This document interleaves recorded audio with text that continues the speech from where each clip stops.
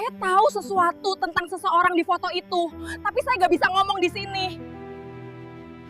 Seorang CEO berlutut di makam ibunya, memegang foto dengan tangan gemetar.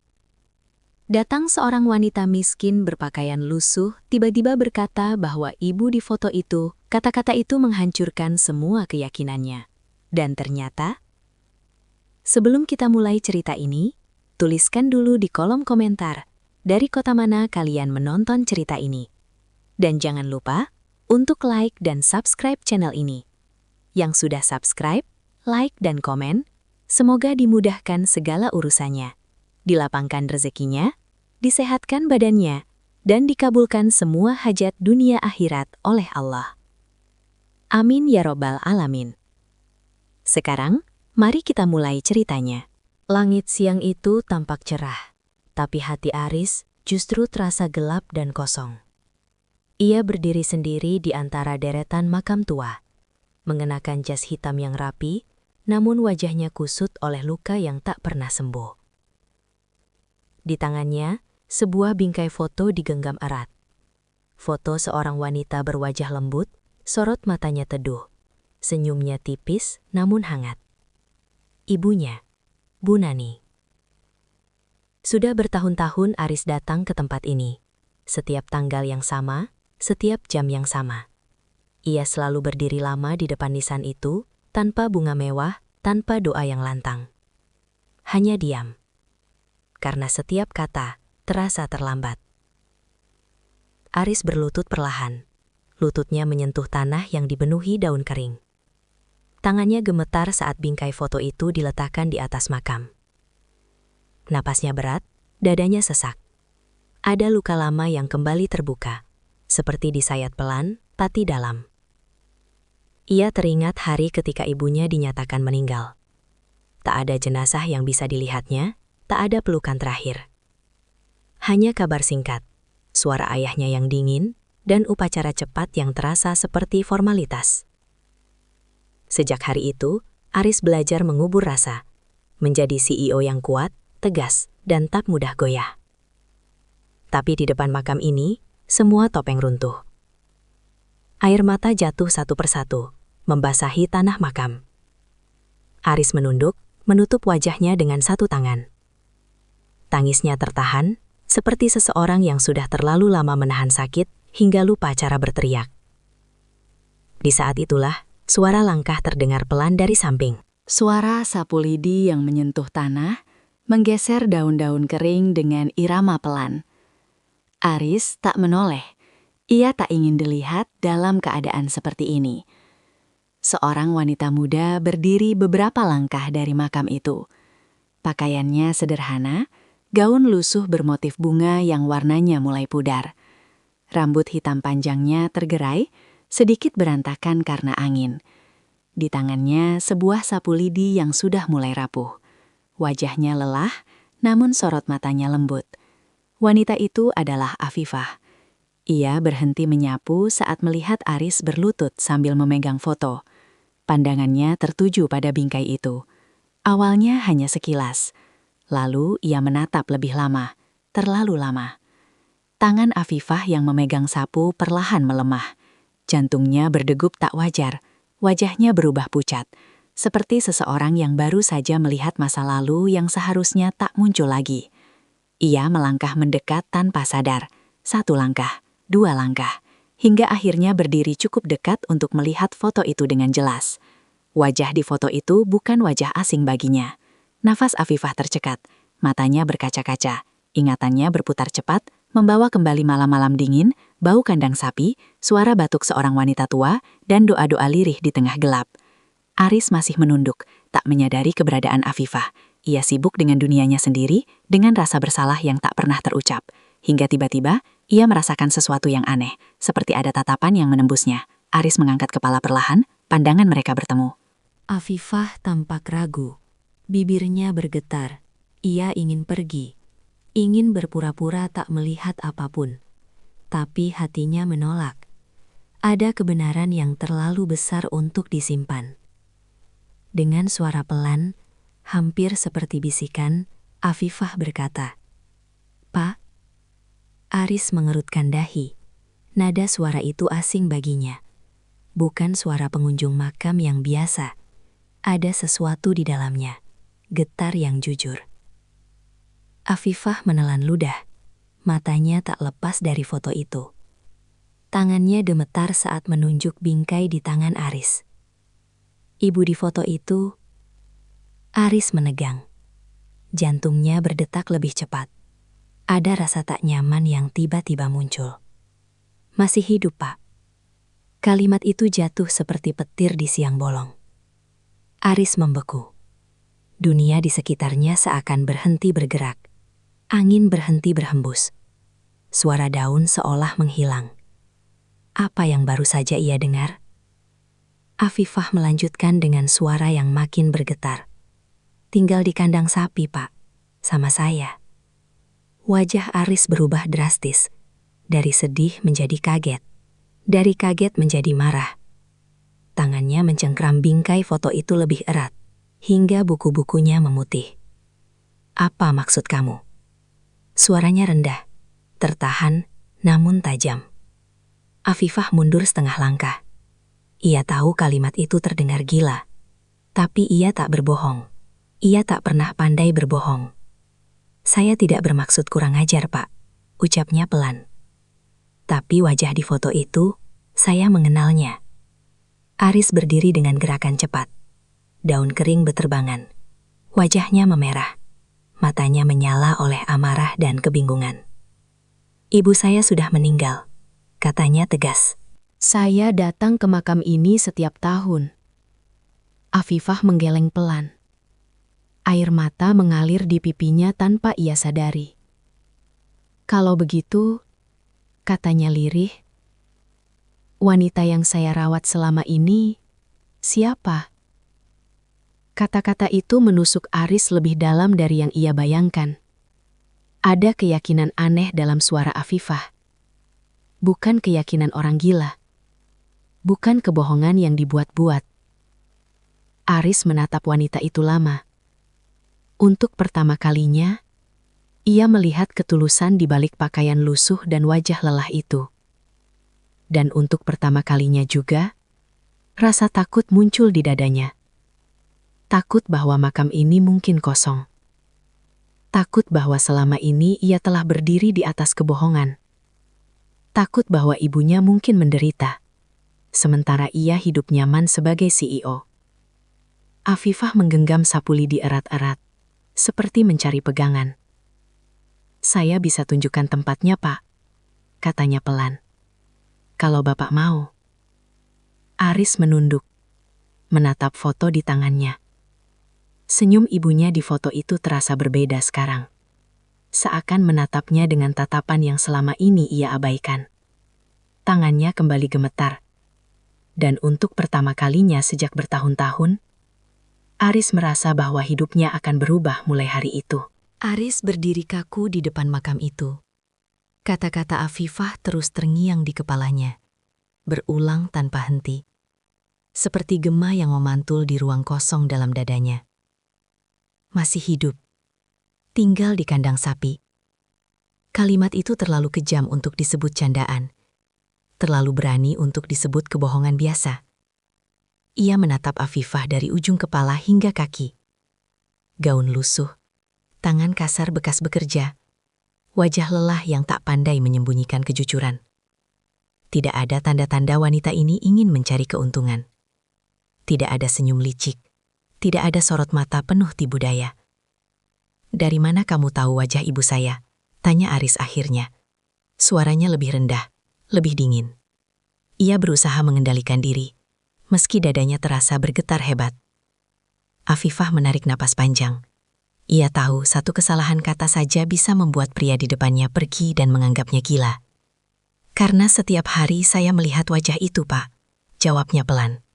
Saya yang membersihkan lukanya, saya yang menyuapinya saat tangannya gemetar. Saya yang mendengarkan ceritanya saat ia menangis di malam hari. Aris terdiam. Kalimat itu terdengar terlalu detil untuk direkayasa. Tangannya yang memegang bingkai foto perlahan menurun. Wajah ibunya di foto itu kini terasa hidup. Seolah memiliki napas, bukan sekadar kenangan mati. Nama ibu saya Bu Nani, kata Aris singkat, seperti ingin menjatuhkan vonis. Afifah mengangguk pelan. Saya tahu, Pak, ucapnya lirih.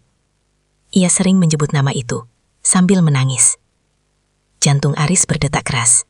Ada amarah yang mendidih, bercampur dengan rasa takut yang tak pernah ia kenal sebelumnya. Ia ingin menolak semua ini.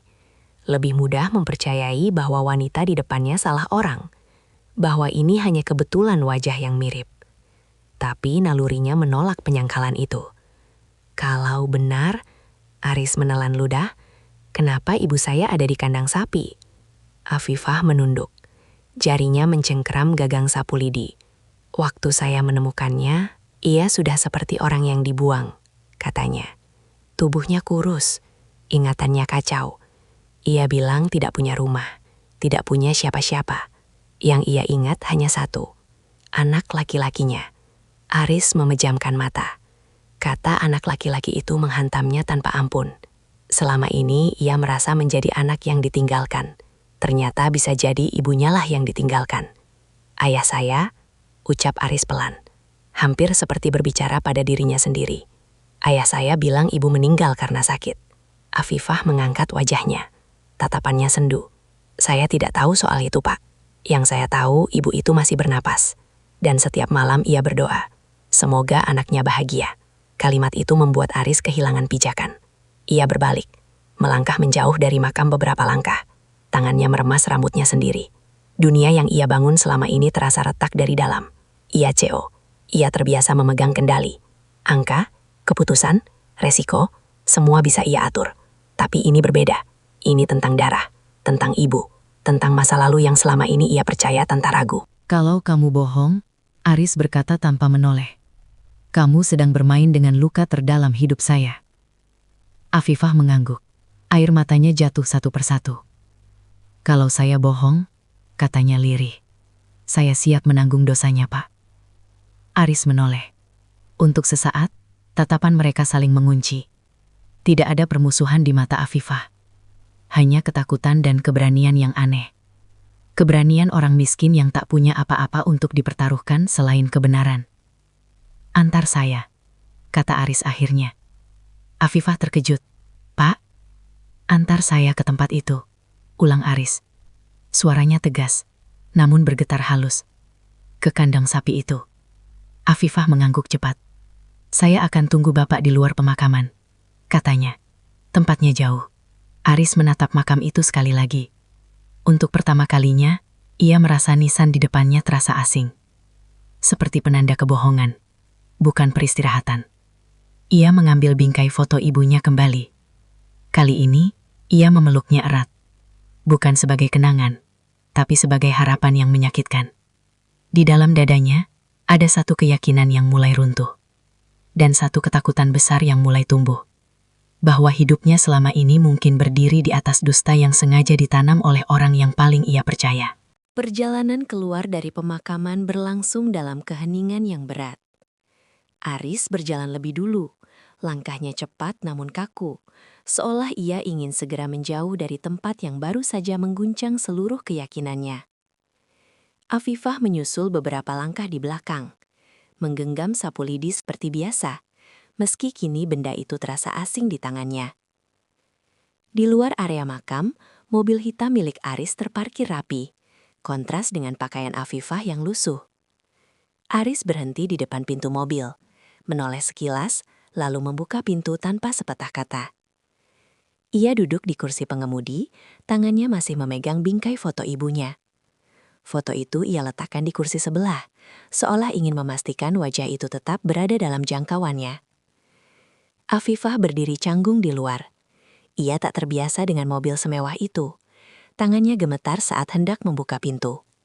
Masuk, kata Aris singkat, tanpa menoleh. Mobil melaju meninggalkan pemakaman.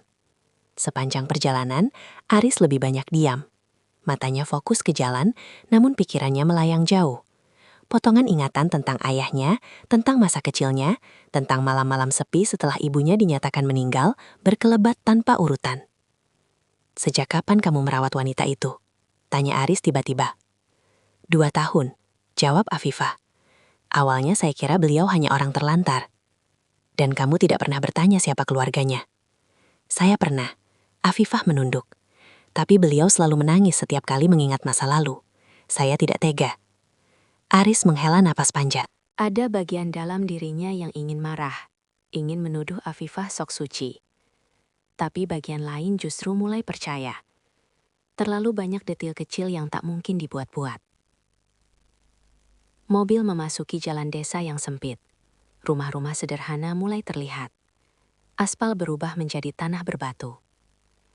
Setiap meter yang mereka lalui, dada Aris terasa semakin sesak.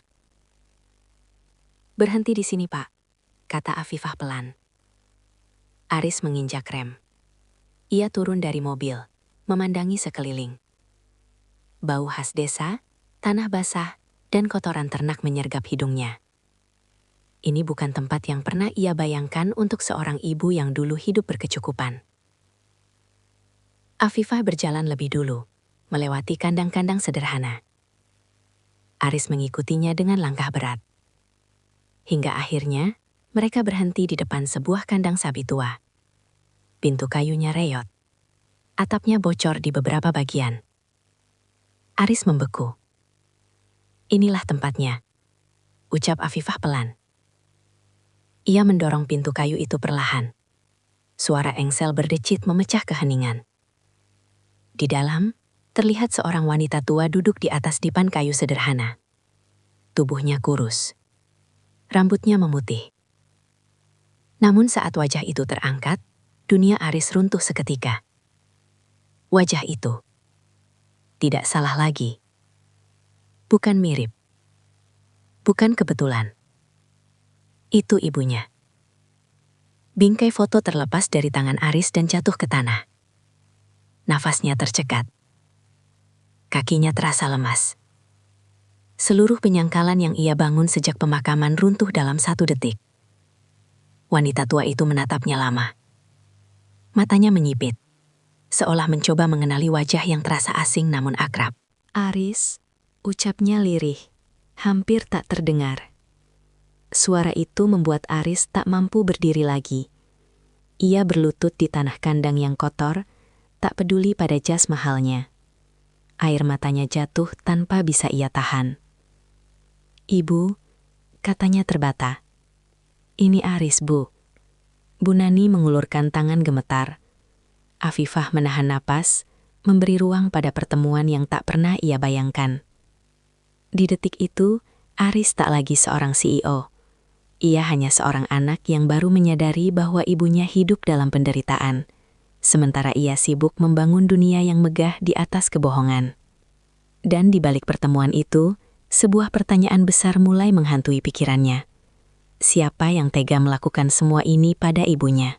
Aris masih berlutut di tanah ketika Bu Nani menggenggam tangannya. Sentuhan itu lemah, dingin, namun nyata. Bukan mimpi, bukan ilusi. Ibunya benar-benar ada di hadapannya, bernafas, hidup, meski dalam kondisi yang jauh dari kata layak. "Ibu pikir kamu sudah lupa," ucap Bu Nani pelan. Suaranya serak, seperti kertas tua yang digesek angin. Aris menggeleng cepat. Air matanya jatuh membasahi punggung tangan ibunya. "Tidak pernah, Bu. Aris ke makam itu setiap tahun." Bu Nani tersenyum samar. Senyum yang membuat dada Aris semakin sesak. "Makam siapa?" Kalimat itu menghantam Aris lebih keras dari apapun. Ia terdiam, tak sanggup menjawab. Afifah yang berdiri di sudut kandang menunduk. Dadanya ikut rasa nyeri melihat pemandangan itu. Aris memandang sekeliling. Bau kandang, lantai tanah yang dingin, selimut tipis yang sudah robek, obat-obatan seadanya di sudut ruangan. Semua itu seakan menertawakan kehidupannya selama ini. Kantor megah, rumah mewah, mobil mahal, sementara ibunya bertahan hidup di tempat seperti ini. "Sudah berapa lama ibu di sini?" tanya Aris dengan suara bergetar. Bu Nani memejamkan mata, mencoba mengingat.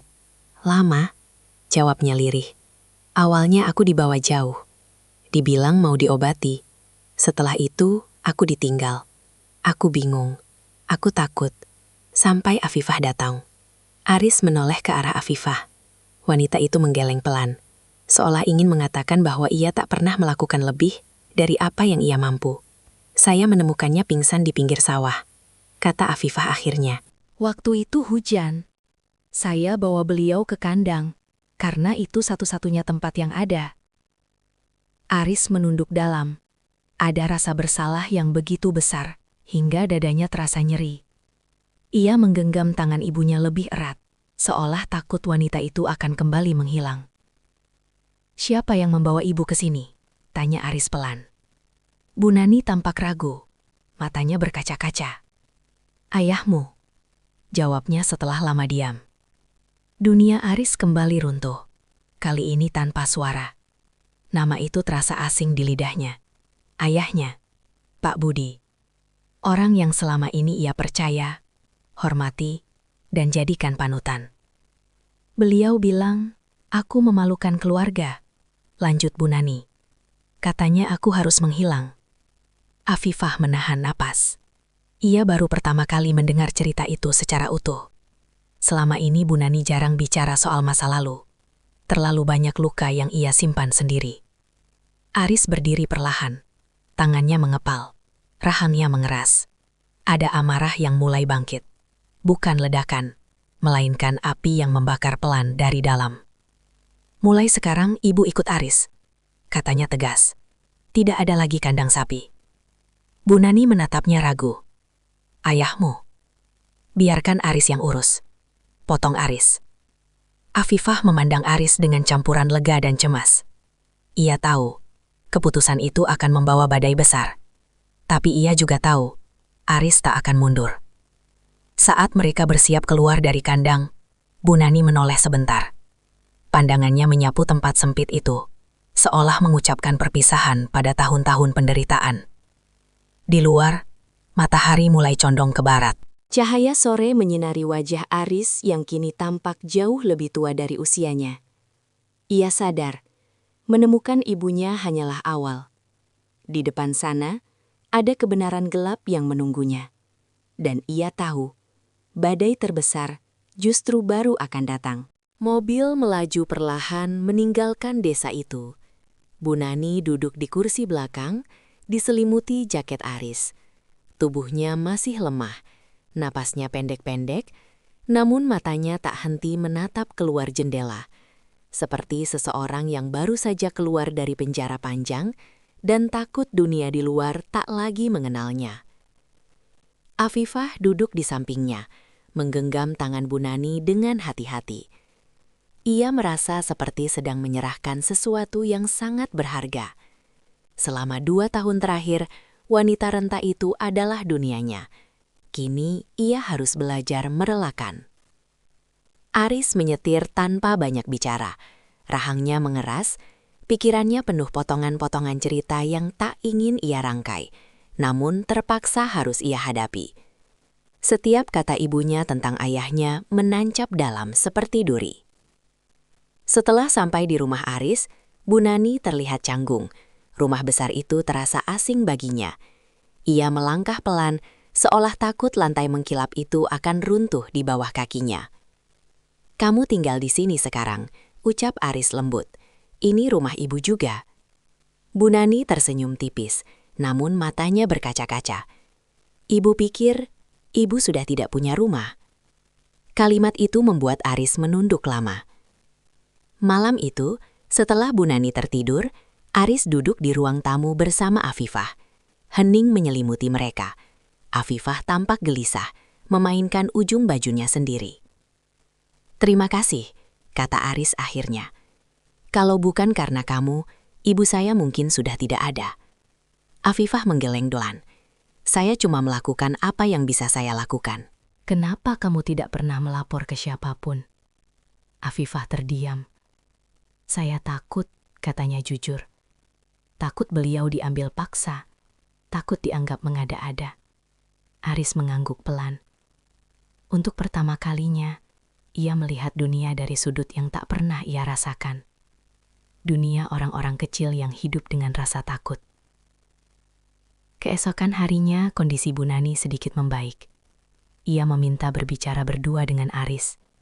Mereka duduk di teras, diterpa cahaya pagi yang lembut. "Ada hal yang belum ibu ceritakan," ucap Bu Nani pelan. Aris menatapnya, siap mendengar apapun. "Ayahmu dulu sangat berbeda," lanjut Bu Nani. "Sampai suatu hari, ia berubah. Setelah tahu hubungan gelapku." Aris menegang. "Hubungan apa, Bu?" Bu Nani menunduk. Tangannya gemetar. "Ibu hilaf, ibu kesepian, dan orang itu dekat denganmu." Dada Aris terasa dihantam keras. Ia tak bertanya lebih jauh, namun hatinya sudah menangkap arah cerita itu. Nama pacarnya melintas begitu saja di kepalanya, membuat perutnya mual. "Setelah itu, ayahmu seperti bukan manusia lagi," ucap Bu Nani lirih. "Ia bilang lebih baik ibu mati daripada mempermalukan keluarga." Aris mengepalkan tangan. Kini semuanya terasa semakin gelap. Bukan hanya tentang kebohongan, tapi tentang kebencian yang terpelihara bertahun-tahun. Di kejauhan, Afifah berdiri memperhatikan mereka dari balik pintu.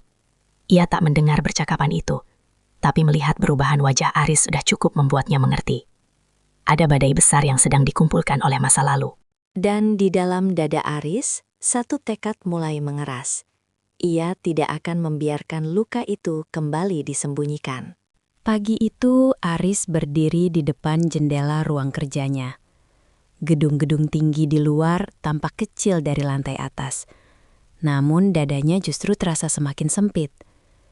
Sejak membawa ibunya pulang, tidurnya tak pernah benar-benar nyenyak. Setiap kali memejamkan mata, wajah Bu Nani di kandang sapi itu selalu muncul, menagih penjelasan. Suara langkah pelan terdengar dari belakang. Bu Nani berdiri di ambang pintu, memeluk selimut tipis yang diberikan Aris. Wajahnya tampak lebih segar, tapi sorot matanya masih menyimpan ketakutan lama. "Ayahmu akan datang hari ini," ucap Bu Nani pelan. Aris menoleh cepat. "Ayah?" "Ia biasanya datang seminggu sekali," lanjut Bu Nani. "Ia ingin memastikan ibu benar-benar menghilang." Kalimat itu membuat napas Aris tercekat. Selama ini ia mengira ayahnya sibuk mengurus bisnis keluarga. Tak pernah terlintas bahwa kunjungan itu punya makna lain. "Kenapa ibu tidak kabur saja?" tanya Aris. Suaranya tertahan. Bu Nani menyusui pahit. "Ibu tidak punya apa-apa, Aris. Tidak uang, tidak identitas. Dan ibu takut." Ketakutan itu terasa nyata. Aris merasakan amarah yang dingin. Bukan amarah yang meledak, melainkan amarah yang menuntut kejelasan. Tak lama kemudian, suara mobil terdengar di halaman. Aris mengintip dari jendela.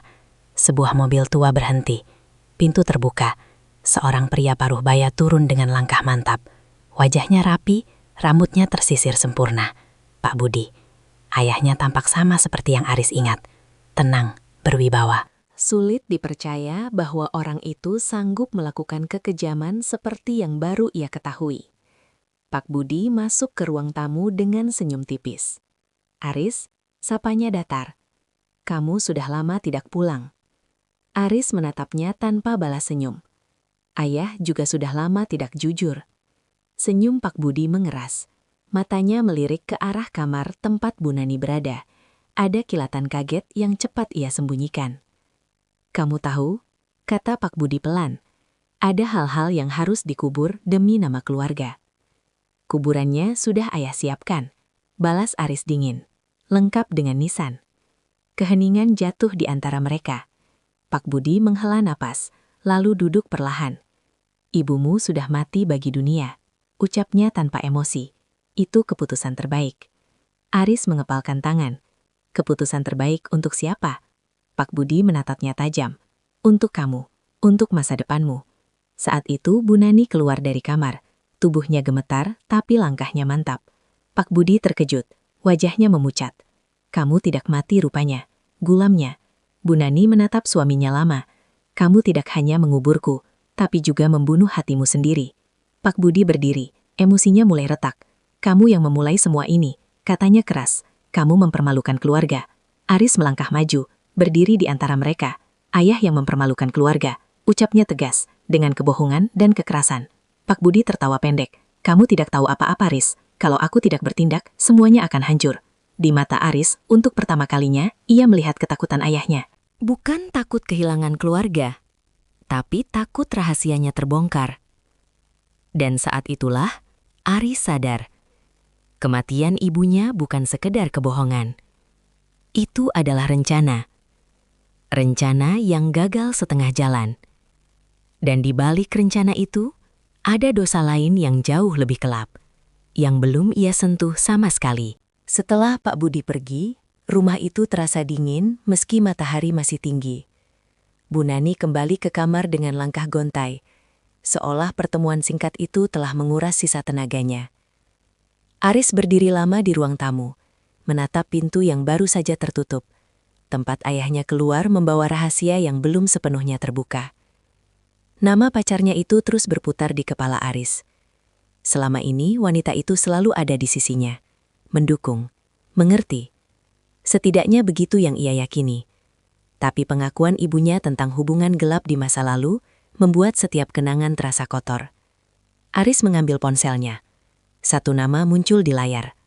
Ia menekan tombol panggil tanpa ragu. Riz, suara di seberang terdengar manis. Kamu di mana? Aku kangen. Kita perlu bicara, jawab Aris singkat. Sekarang. Mereka bertemu di sebuah kafe tenang. Wanita itu datang dengan penampilan sempurna seperti biasa. Senyum terlatih, tatapan penuh percaya diri. Ia duduk di depan Aris, menyilangkan kaki, seolah pertemuan ini hanyalah rutinitas biasa. Kamu kelihatan capek, katanya. Ada masalah di kantor? Masalah keluarga, balas Aris. Tentang ibuku. Ekspresi pacarnya berubah sepersekian detik. Terlalu cepat untuk disadari orang lain, tapi tidak bagi Aris. Aku dengar ibumu sudah lama meninggal, katanya pelan. Benar, Aris menatap lurus. Menurut ayahku. Wanita itu terdiam. Jari-jarinya meremas sendok kecil di depannya. Kenapa tiba-tiba membahas ini? Karena ibuku masih hidup, ucap Aris tanpa basa-basi. Wajah pacarnya memucat, napasnya tersendat. Senyum itu lenyap.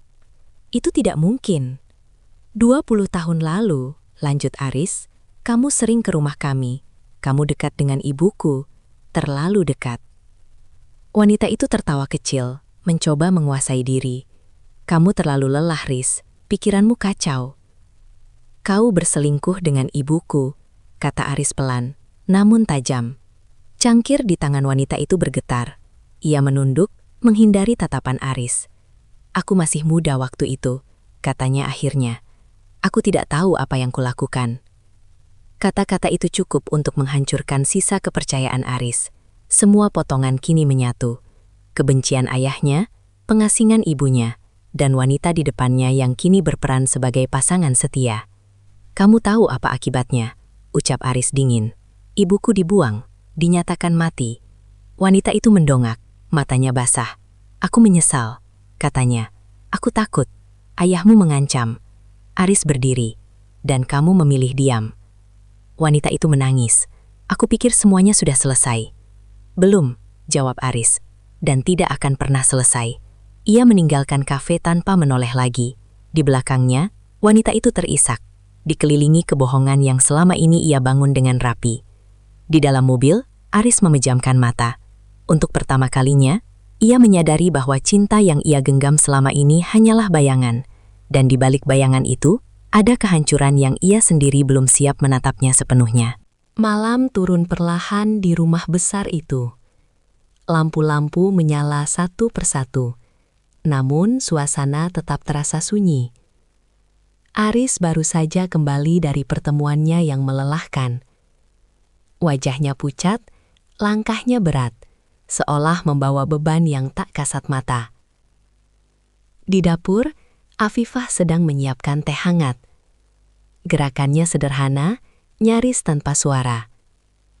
Sejak Bu Nani tinggal di rumah itu, Afifah memilih tetap datang setiap hari. Bukan karena diminta, tapi karena ia merasa belum selesai menjaga. Pak Aris, ucap Afifah pelan saat melihat Aris masuk. Minum dulu? Aris mengangguk, lalu duduk di kursi makan. Ia memperhatikan Afifah dari kejauhan. Wanita itu tak banyak bicara, tak pernah bertanya hal-hal yang tak perlu. Tapi justru keheningan itulah yang membuat Aris merasa aman. "Kenapa kamu masih di sini?" tanya Aris akhirnya. "Ibu sudah bersama saya sekarang." Afifah tersenyum tipis. "Ibu masih sering terbangun malam. Kadang beliau memanggil nama saya." Aris terdiam. Ia menunduk, menyadari betapa sedikit perannya selama ini. Afifah telah menggantikan kehadirannya tanpa pamrih. Malam itu, Aris melihat sendiri bagaimana Afifah merawat Bu Nani. Mengusap punggungnya saat batuk, menenangkan saat mimpi buruk datang, membacakan doa pelan sebelum tidur. Semua dilakukan tanpa keluhan, tanpa mengharap balasan. "Kenapa kamu sebaik ini?" tanya Aris pelan, saat mereka duduk di teras setelah Bu Nani tertidur. Afifah terdiam sejenak. "Karena dulu tidak ada yang merawat ibu saya," jawabnya jujur. Saya tahu rasanya ditinggalkan. Kata-kata itu menusuk Aris dalam. Ia menatap Afifah lama. Di balik kesederhanaannya, tersimpan luka yang tak kalah dalam. "Kamu bisa hidup lebih baik," ucap Aris. "Kenapa memilih tinggal di desa, di kandang sapi?" Afifah tersenyum pahit. "Tidak semua orang punya pilihan, Pak." Hening menyelimuti mereka. Angin malam berhembus lembut. Di dalam hati Aris, ada sesuatu yang mulai berubah. Perasaan yang tak berisik, tak memaksa, namun hangat. Afifah berdiri lebih dulu. "Saya pulang dulu. Besok saya datang lagi." Aris mengangguk. Ia menatap punggung Afifah yang menjauh, merasakan kekosongan aneh saat wanita itu pergi. Ia baru menyadari, di tengah kebohongan dan pengkhianatan, ada satu kehadiran yang tetap tulus tanpa syarat. Dan tanpa ia sadari, pengorbanan Afifah telah menanam benih yang kelak akan tumbuh menjadi sesuatu yang jauh lebih besar dari rasa terima kasih. Hari-hari berikutnya terasa seperti kabut tebal bagi Aris. Di kantor, ia tetap duduk di kursi CEO, menandatangani berkas, memimpin rapat, dan memberi keputusan penting. Tapi pikirannya sering melayang. Setiap angka di layar terasa hambar dibandingkan kenyataan pahit yang baru saja ia telan. Pacarnya terus menghubunginya. Pesan demi pesan masuk tanpa henti. Dari kata rindu hingga permintaan bertemu. Aris memilih diam, bukan karena ia belum siap bicara, tapi karena ia sedang melihat segalanya dengan mata baru. Suatu sore, wanita itu datang ke kantor tanpa janji. Ia melangkah masuk dengan percaya diri, mengenakan pakaian mahal dan senyum yang kini terasa asing bagi Aris. "Kamu menghindar," katanya tanpa basa-basi. "Aku butuh penjelasan." Aris menatapnya lama. "Atau kamu yang butuh kepastian tentang uang?" Kalimat itu membuat wajah wanita itu menegang. "Apa maksudmu?" "Mobil baru, tas mahal, liburan ke luar negeri," ucap Aris datar. "Semua itu kamu dapat karena siapa?" Wanita itu tertawa kecil, mencoba meremehkan. "Aku pasanganmu, wajar." "Pasangan yang berkhianat," balas Aris. Ia mendorong sebuah map ke arah wanita itu. Di dalamnya, laporan keuangan, transfer mencurigakan, dan bukti utang kredit mobil atas nama pacarnya, dengan penjamin tersembunyi. "Ayahmu yang menjamin semuanya," ucap Aris pelan. "Pak Bodi." Wanita itu terdiam, wajahnya memucat. "Dia bilang ini untuk masa depan kita." "Untuk menutup mulutmu," potong Aris. Keheningan menyelimuti ruangan. Wanita itu menunduk. Bahunya bergetar. "Aku takut kehilangan segalanya," katanya lirih. "Aku pikir cinta bisa menyelesaikan semuanya." Aris berdiri. "Itu bukan cinta. Itu ketergantungan." Ia melangkah ke jendela. Di luar, kota terus bergerak tanpa peduli pada luka siapapun. "Mulai hari ini," lanjut Aris tanpa menoleh, "semua fasilitas saya hentikan." Wanita itu mendongak panik. "Kamu tidak bisa melakukan ini." "Aku bisa," jawab Aris tenang. "Dan aku harus." Wanita itu pergi dengan langkah gontai. Pintu tertutup perlahan, meninggalkan keheningan yang terasa lebih jujur daripada semua kata manis yang pernah ia ucapkan. Di rumah, Aris duduk sendirian di ruang makan. Afifah datang membawa makan malam untuk Bu Nani. Saat pandangan mereka bertemu, Aris merasakan ketenangan yang tak pernah ia temukan sebelumnya. Di titik itulah ia sadar, cinta yang dibangun di atas uang dan kebohongan hanya akan runtuh, dan ia tak ingin lagi hidup di dalam reruntuhan itu. Malam itu, hujan turun deras, seolah langit ikut menumpahkan amarah yang selama ini dipendam. Aris duduk di ruang kerja rumahnya, menatap layar laptop yang terbuka penuh dokumen lama. Arsip medis, laporan perjalanan, catatan pengeluaran mencurigakan atas nama ayahnya. Semakin ia menggali, semakin jelas satu hal mengerikan. Ibunya tidak hanya dibuang, ia hampir dibunuh. Pintu diketuk pelan. Afifah masuk dengan wajah cemas. "Pak Aris, Ibu terbangun." Beliau ketakutan. Aris berdiri cepat. Di kamar, Bu Nani duduk gemetar di ranjang. Nafasnya tersengal, matanya basah oleh ketakutan lama yang kembali menyerang. "Ia akan datang," ucap Bu Nani lirih. "Ayahmu pernah bilang, kalau aku masih hidup, aku harus mati sungguhan." Kalimat itu membuat darah Aris membeku. Ia duduk di samping ibunya, menggenggam tangannya erat. "Ibu aman di sini," katanya, meski dadanya sendiri bergetar. Tidak akan ada yang menyentuh ibu. Namun jauh di dalam hatinya, Aris tahu ancaman itu nyata.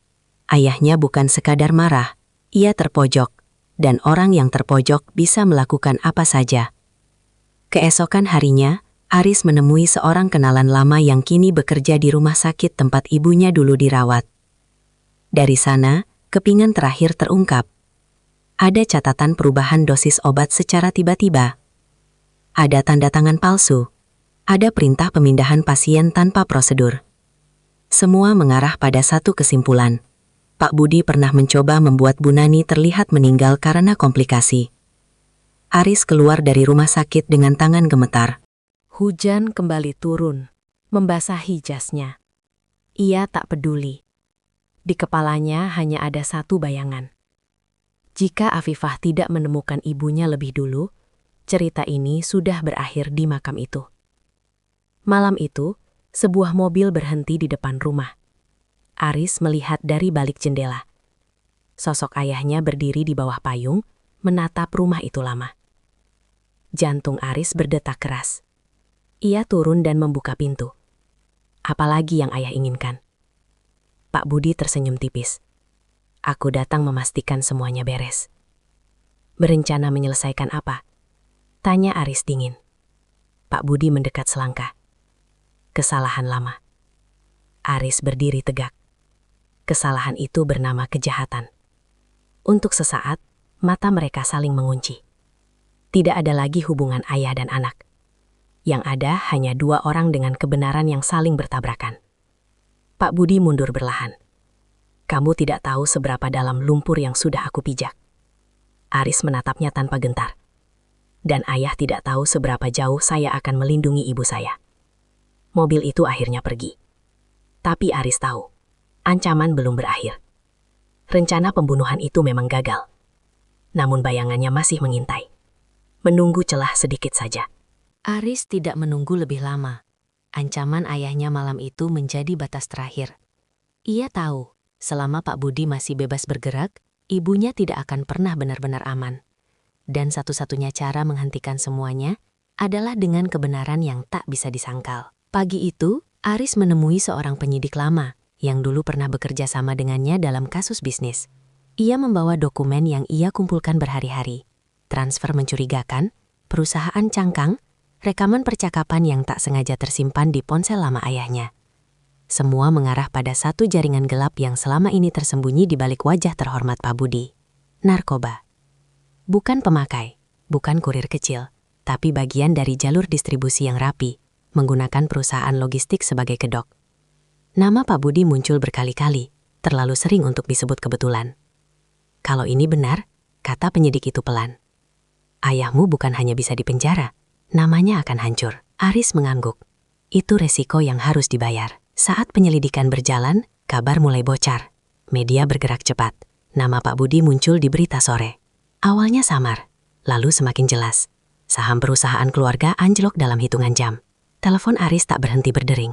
Rekan bisnis bertanya, investor panik, karyawan resah. Di rumah, Bu Nani duduk di depan televisi, menatap layar dengan mata kosong. Afifah duduk di sampingnya, memegang tangannya erat. Ibu tidak pernah menyangka, ucap Bu Nani lirih.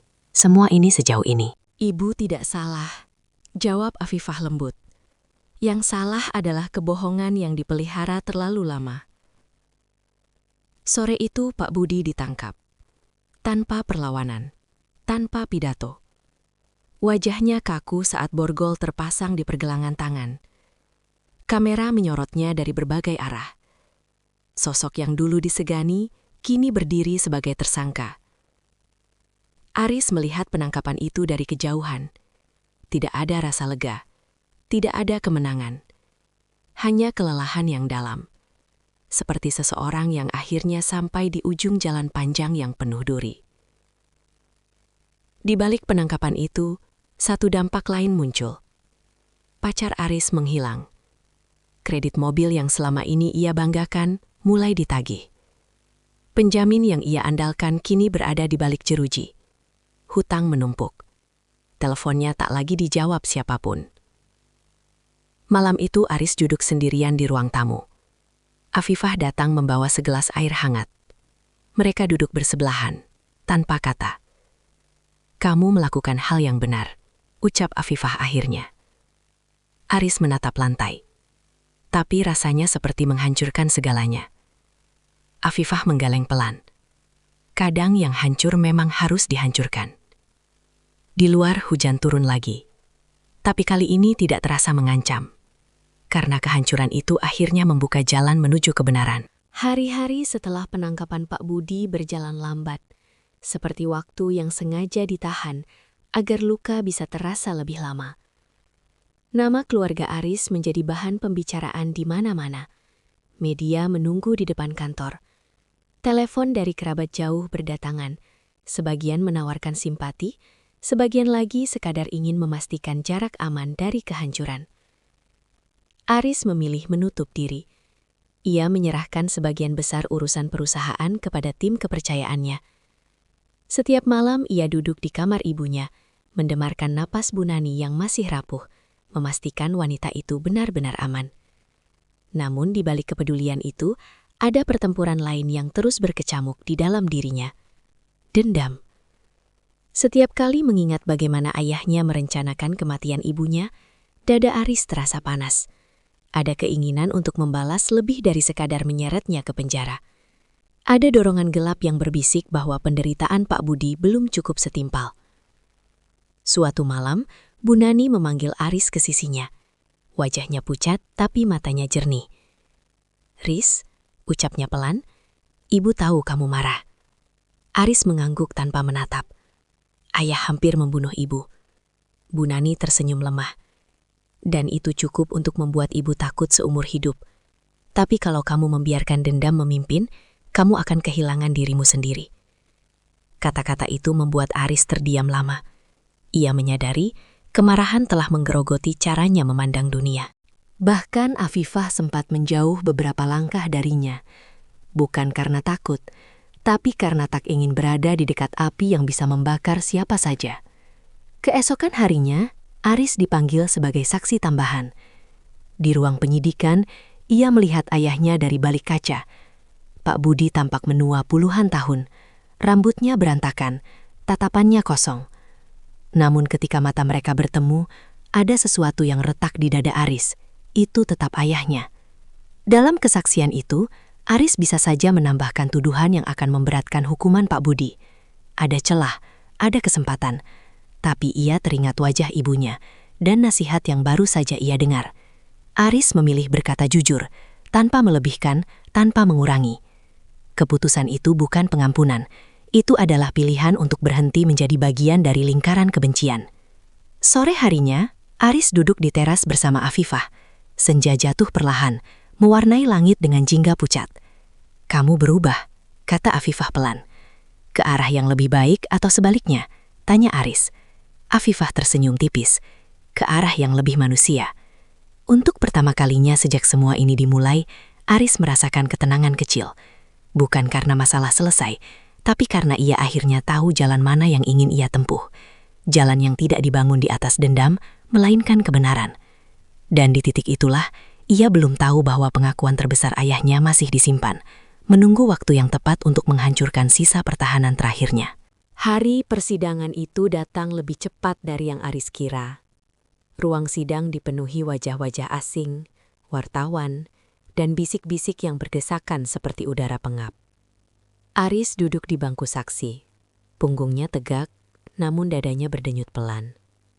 Bu Nani tidak hadir. Afifah memilih menemaninya di rumah. Ia tahu, tidak semua kebenaran perlu disaksikan langsung. Pak Budi dibawa masuk dengan tangan terborgol. Langkahnya gontai, tatapannya kosong, seolah ia telah menyerah bahkan sebelum hakim membuka sidang. Ketika ia duduk dan menoleh, matanya sempat bertemu dengan mata Aris. Tidak ada kemarahan di sana. Yang ada hanyalah kelelahan panjang. Hakim memulai dengan suara datar. Dakwaan dibacakan satu persatu. Narkoba, pemalsuan dokumen, rekayasa kematian. Setiap kalimat terasa seperti palu yang memukul sisa-sisa harga diri Pak Budi. Hingga tiba saatnya ia diberi kesempatan berbicara. Pak Budi menghela napas panjang. Saya ingin mengatakan sesuatu, ucapnya pelan. Ruang sidang mendadak sunyi. Saya tidak hanya bersalah karena narkoba. Lanjutnya, saya bersalah karena mencoba membunuh istri saya sendiri. Kata-kata itu jatuh berat. Beberapa orang terkejut. Wartawan saling berpandangan. Aris membeku. Meski ia sudah menduganya, mendengar pengakuan itu secara langsung, tetap terasa seperti dihantam kenyataan telanjang. Pak Budi menunduk. Saya merasa dikhianati. Harga diri saya hancur. Saya takut rahasia itu terbongkar. Saya pikir, kalau dia tidak ada, semuanya selesai. Ia mengangkat kepala, menatap Aris. Dan saya lebih takut kehilangan reputasi daripada kehilangan istri saya. Dunia Aris runtuh sepenuhnya di detik itu. Tidak ada lagi ruang untuk pembelaan. Tidak ada alasan yang bisa diterima. Semua keraguan lenyap, digantikan oleh kesadaran pahit bahwa keburukan bisa tumbuh di rumah sendiri. Hakim mengetukkan palu. Sidang diskors. Pak Budi dibawa keluar. Saat melewati Aris, ia berhenti sejenak. Jaga ibumu, ucapnya lirih. Dan jangan ulangi kesalahanku. Aris tidak menjawab. Ia berdiri terpaku, menatap lantai ruang sidang yang dingin. Air matanya tidak jatuh. Luka itu terlalu dalam untuk menangis. Di rumah, Bu Nani mendengar kabar itu dari Afifah. Ia memejamkan mata lama. Tidak ada teriakan, tidak ada kemarahan. Hanya kekelelahan yang akhirnya menemukan penjelasan. Sekarang semuanya jelas, ucap Bu Nani pelan. Afifah menggenggam tangannya. Ibu tidak sendirian lagi. Malam itu, Aris pulang dengan langkah berat. Ia duduk di ruang tamu, menatap kosong. Afifah duduk di sampingnya tanpa kata. Tidak ada yang perlu diucapkan. Pengakuan itu telah merobohkan sisa dunia lama mereka. Dan dari puing-puing itu, sebuah akhir mulai mendekat. Vonis dijatuhkan tanpa banyak drama. Pak Budi dinyatakan bersalah atas seluruh dakwaan. Hukuman penjara panjang menantinya. Cukup lama untuk menghabiskan sisa hidupnya jauh dari dunia yang dulu ia kendalikan. Saat palu hakim diketukkan terakhir kali, tidak ada teriakan, tidak ada pembelaan. Pak Budi hanya menunduk, seolah akhirnya menerima akhir dari semua kebohongan yang ia bangun sendiri. Aris menyaksikan semuanya dari bangku pengunjung. Dadanya terasa kosong. Tidak ada rasa puas, tidak ada kemenangan. Hanya satu kesadaran pahit bahwa kehancuran keluarga ini tidak bisa diperbaiki, hanya bisa dihentikan agar tidak melukai lebih jauh. Di luar gedung pengadilan, wartawan mengejar Aris dengan pertanyaan beruntun. Ia melewati mereka tanpa sepatah kata. Hari itu ia tidak ingin menjadi CEO, tidak ingin menjadi anak orang terkenal. Ia hanya ingin pulang. Sementara itu, di sudut kota lain, mantan pacar Aris menghadapi kehancurannya sendiri. Telepon dari leasing tak henti berbunyi. Kredit mobil yang selama ini ia banggakan berubah menjadi jerat. Tanpa Pak Budi sebagai penjamin, namanya masuk daftar hitam. Rekeningnya diblokir. Teman-teman yang dulu mengelilinginya satu persatu menghilang. Ia mendatangi kantor Aris dengan wajah panik, namun ditolak satpam. Mendatangi rumah itu pun sia-sia. Tidak ada lagi pintu yang terbuka untuknya. Malam itu ia duduk di dalam mobil yang hampir ditarik paksa, menangis dalam diam. Untuk pertama kalinya ia merasakan hidup tanpa sandaran. Semua keputusan buruknya kembali menuntut bayaran. Keesokan harinya, wanita itu menghilang. Tak ada pesan perpisahan, tak ada alamat tujuan. Hanya kabar samar bahwa ia kabur keluar kota, meninggalkan utang dan penyesalan yang tak sempat ia hadapi. Di penjara, Pak Budi mendengar kabar itu dari sesama tahanan. Ia menutup mata lama. Tidak ada lagi yang bisa ia lindungi. Tidak ada lagi yang bisa ia kendalikan. Semua yang ia bangun dengan kebohongan runtuh sekaligus. Di rumah, Aris duduk bersama ibunya dan Afifah. Televisi dimatikan, ponsel diletakkan jauh. Untuk pertama kalinya setelah badai panjang, rumah itu terasa hening tanpa ancaman. Bu Nani menatap Aris lama. "Kamu sudah melakukan yang kamu bisa," ucapnya pelan. Aris mengangguk. Ia tahu satu bab besar telah tertutup. Dan di balik pengkhianatan dan pelarian itu, hanya tersisa satu hal yang belum ia pahami sepenuhnya. Perasaan hangat yang tumbuh diam-diam di hatinya, tepat di saat dunia lamanya runtuh. Pagi itu udara terasa lebih ringan. Tidak ada suara televisi yang memutar berita, tidak ada dering ponsel yang menuntut penjelasan. Rumah itu akhirnya benar-benar menjadi tempat berlindung, bukan lagi medan pertempuran. Bu Nani duduk di teras, menikmati sinar matahari pagi. Wajahnya masih menyimpan garis-garis luka masa lalu, namun sorot matanya kini lebih tenang. Afifah duduk di sampingnya, menyuapi obat dengan sabar, seperti yang selalu ia lakukan sejak dulu, bahkan saat tempat tinggal mereka hanya kandang sapi yang sempit dan dingin. Aris berdiri beberapa langkah dari mereka. Ia memperhatikan dalam diam. Baru sekarang ia benar-benar mengerti arti kehadiran Afifah dalam hidup ibunya. Bukan sekadar penolong, tapi seseorang yang menjaga tanpa pernah meminta diakui. "Ibu ingin bicara dengan kalian," ucap Bu Nani pelan. Aris dan Afifah saling pandang, lalu duduk berhadapan dengannya. "Selama ini," lanjut Bu Nani, "ibu hidup karena kebaikan Afifah. Kalau bukan karena dia, ibu sudah tidak ada di dunia ini. Dan sekarang ibu melihat sesuatu yang berbeda pada kalian berdua." Afifah menunduk. "Saya hanya melakukan apa yang seharusnya, Bu." Aris menarik napas dalam. Ada perasaan yang selama ini ia simpan. Bukan karena ragu, tapi karena takut salah. "Afifah," ucapnya pelan, "aku tidak tahu bagaimana membalas semua yang sudah kamu lakukan. Untuk ibuku, untuk keluargaku." Afifah menggeleng. "Saya tidak pernah berharap balasan, Pak." Aris tersenyum tipis. "Kalau begitu, izinkan aku melakukan satu hal tanpa paksaan." Ia menatap Afifah dengan jujur, tanpa status, tanpa jarak. "Aku ingin mengenalmu, bukan sebagai CEO, bukan sebagai orang yang berutang budi, tapi sebagai Aris." Afifah terdiam lama. Air mata mengenang di matanya. Bukan karena sedih, melainkan karena kejujuran yang selama ini jarang ia terima. "Saya orang sederhana," katanya lirih. "Hidup saya tidak seperti dunia Bapak." "Aku sudah terlalu lama hidup di dunia yang salah," jawab Aris. "Dan kamu hadir dari tempat yang paling sederhana, tapi paling jujur." Bu Nani tersenyum, menatap mereka dengan mata basah. Untuk pertama kalinya setelah bertahun-tahun, ia merasa benar-benar pulang. Bukan ke rumah mewah, tapi ke hati yang saling menerima. Hari-hari berikutnya berjalan perlahan. Aris mengurangi kesibukan yang tak perlu. Ia lebih sering berada di rumah, menemani ibunya, berbincang dengan Afifah. Tidak ada janji besar, tidak ada kata cinta yang berlebihan. hanya kehadiran yang konsisten. Kandang sapi di ujung desa itu kini kosong. Tapi dari tempat paling hina itulah lahir cinta yang paling bersih. Cinta yang tidak dibangun dari kebohongan, tidak disatukan oleh uang, dan tidak dipaksa oleh keadaan. Aris akhirnya mengerti. Tidak semua yang hilang benar-benar pergi. Dan tidak semua yang datang membawa luka. Sebagian datang untuk menyelamatkan. Gimana menurut kalian sobat?